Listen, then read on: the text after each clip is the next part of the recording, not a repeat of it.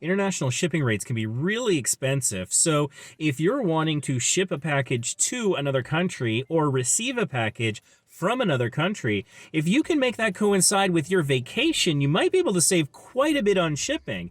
Now, it depends on the size of the item, but sometimes things like blankets can cost upwards of $30 or more to ship, or large books like Pat Contry's Guide to the NES Library, for example. The international shipping costs are outrageous. So there are often in different border towns, or even not in border towns, but just popular tourist destinations, post offices that will help you accommodate either shipping to or from.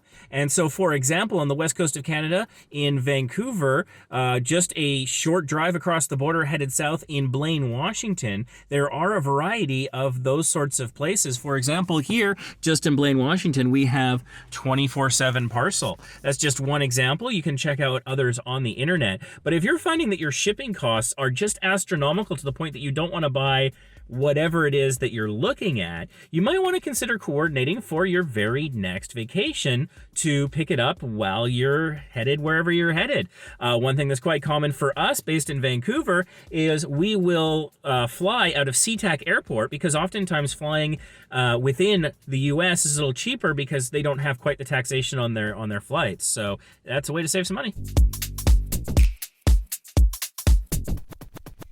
So depending on how long you need the post office to hold your package, you might just be able to make things work with just a standard post office.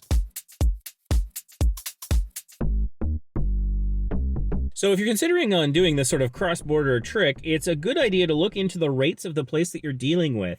A place like 24/7 Parcel, they might have storage fees, different things like that. And if you're shipping out, it's probably just going to make more sense to go straight to the post office, cut out the middleman, but check those rates. You can look online on their websites. That's generally the case. Another important thing to consider, though, is when you are taking these sorts of packages across the border, they are likely something that you're going to have to declare. So, for example, if you are having something very expensive shipped to one of these places and then you bring it across the border, you're likely going to have to declare that when you cross the border, and you may incur duty charges on that. So it's also a really good idea to check the Border Services website. That's my kind of go-to place when I want to know what the current rules are, what you're allowed to bring across. For example, fruit, vegetables, and meat products are often restricted, or at the very least need to be declared, whereas other things maybe not so much. But even still, if you're bringing over a certain dollar figure across the border, you might have to pay an additional duty on that, a sort of a tax to import it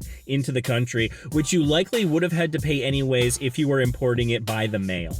So it's good to be aware of that and what that process is, but it doesn't necessarily have to impact your cost-benefit analysis when you consider shipping something yourself, either from somewhere across the border or receiving something and then taking it back across the border.